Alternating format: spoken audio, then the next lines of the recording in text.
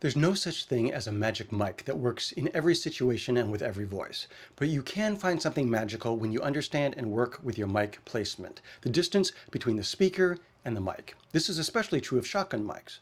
But most videographers don't know how to place a mic because, frankly, they learned from other videographers instead of a boom operator or a sound editor. If you learn to place your mic 12 to 18 inches away, pointed down towards the mouth, well, congratulations. Someone told you about 10% of what you need to know about miking. So I'm going to get into it.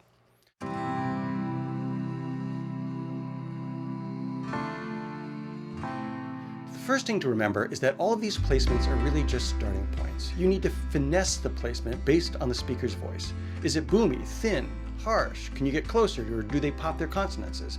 You need to adjust for every speaker. I find the best way is to ask the person a question during the sound check, a real question, sometimes related to what they're going to talk about, so that they enter into their presentation voice, the one that they'll be using when the camera is rolling. The second guiding principle is that you're always balancing two things: your signal to noise ratio and the effect that you're trying to create. You're not just trying to grab clean audio. If it's a voiceover, you may want that audio to sound like you're inside their head. If they're across the room, you definitely want them to sound like they're across the room. You're always trying to create a tonal quality, and you need to plan for what you're trying to create ahead of time. Now, I actually find that the vocal quality is about half of visual distance. In other words, if they're 4 feet across the table, they tend to have the vocal quality you'd hear at about 2 feet. If they're 10 feet across the room, then they sound like they're 5 feet away. I call this filmic feed because it's not what the voice sounds like at a distance of 5 feet. It's what it sounds like on film when the characters or the camera are 5 feet away. It's just the zeitgeist of today's sound design. Much like shooting in 24 frames a second creates the most naturalistic motion blur. Our eyes don't actually blur that way in real life, it's just what we're used to seeing on film. Now, there are 5 basic mic positions. Yes, 5 that encompass the range of vocal quality or effect and signal to noise ratio considerations.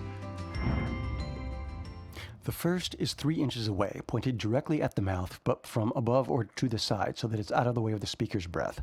This placement is really for voiceovers where you want to sound like you're inside the person's head. You may also want to position it here for an extremely intimate scene, like a sex scene. But remember, this is just a starting point. You have to move it around to decide where's the best sound.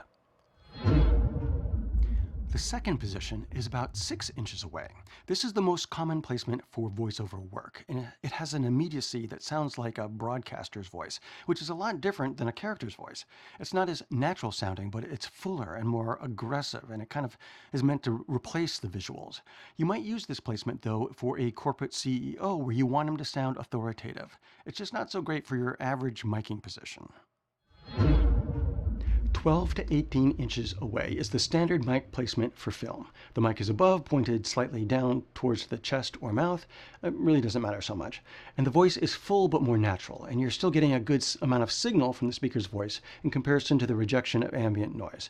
At this distance, you're mimicking the audio distance of about 3 to 4 filmic feet, which is the distance that most characters are talking to each other on film.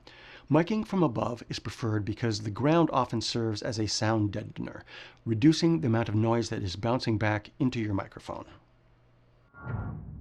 Sometimes, though, you can't get the mic 18 inches from above, but you can get it from 18 inches below. This might be because of a low ceiling, or you're getting shadows from the sun or the lights, or just because the cinematographer wants more headroom. Miking from below is less popular because it picks up more ambient noise, and you often have to pull the mic farther away in order to get it out of frame.